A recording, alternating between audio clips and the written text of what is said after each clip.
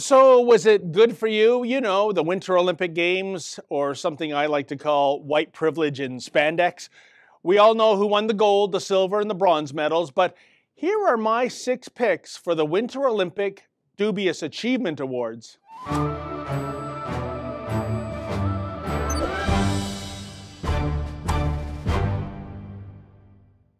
Oh, sure, we like to honor the fastest, the strongest, etc., with shiny medals.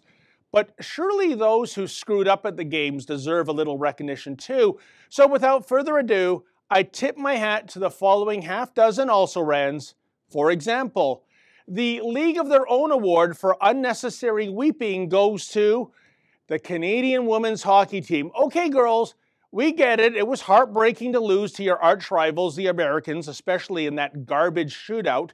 But standing at center ice after the game weeping?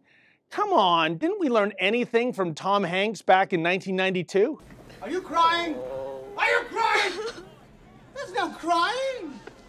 There's no crying in baseball. Oh, by the way, since only 2 nations in the entire world have a shot at winning gold in women's hockey, until the rest of the world catches up, can we just make the Women's Olympic Ice Hockey Tournament a best out of 7 playoff series between the Americans and the Canadians? Because watching these 2 juggernaut teams play any other nation brings forth tears as well. Tears of boredom, that is. Now, the Janet Jackson Award for Best Wardrobe Malfunction goes to French figure skater Gabriela Papadakis for going semi-topless during her ice dance routine. I'm sorry, but a sport is not a real sport unless it is decided by a clock or total points scored. When a discipline like figure skating is decided by judges, then there's no objectivity. In fact, it's all subjective. So it is that people like yours truly only get interested in figure skating when there's some sort of a circus sideshow going on. 24 years ago, it was the Tonya Harding-Nancy Kerrigan scandal.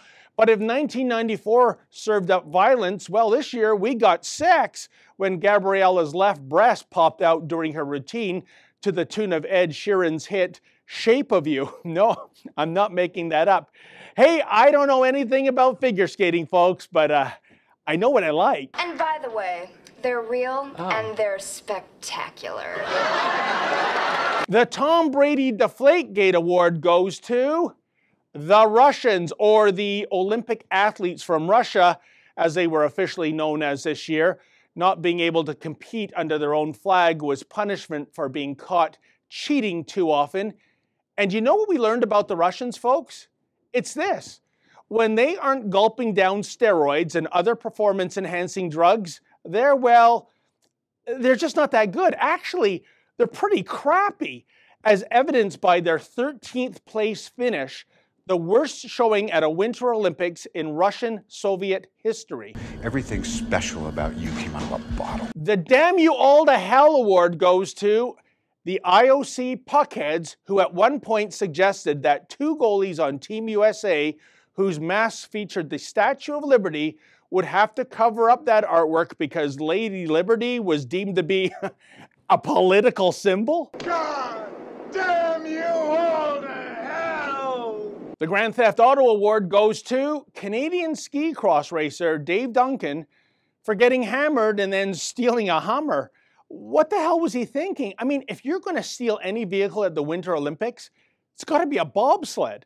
Who doesn't dream of going for a bobsled ride? Car schmars bobsleds are the stuff of bucket lists. And they were right there, bobsleds galore, that oh-so-rarefied toboggan. Indeed, for non-Olympians who want to go downhill fast, we've been reduced to putting Teflon on aluminum saucers, kind of like Clark Griswold in National Lampoon's Christmas Vacation. And we all know how well that worked out.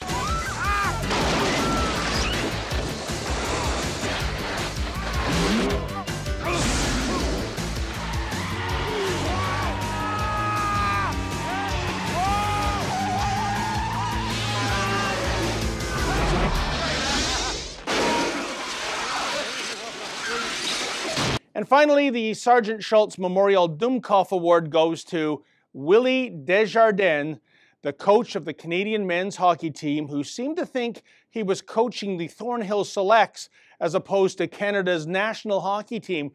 Getting behind early to the Germans, Willie couldn't be bothered to shake things up. He never changed the lines. He didn't try a new strategy to counter the Germans' style of trap hockey. Willie didn't even shorten his bench in the dying minutes, presumably not to hurt the feelings of ineffectual players on the third and fourth lines. You know, that sort of approach would be jolly good if Willie was a house league coach, but he was the coach for the Olympic team in a single game knockout tournament, and his approach was toxic. And please spare me any crap that losing to Germany just shows how the rest of the world is catching up to the traditional powerhouse hockey nations. Canada losing to Germany in hockey is like Germany losing to Canada in soccer. Unthinkable and inexcusable, and proof that Willie Desjardins is a gold medal klutz. I see nothing. I know nothing. For the Rebel.media, I'm David the Menzoid Menzies. Hey folks, if you heard the news, the Rebel has a brand new app. Please download it and take the Rebel wherever you go.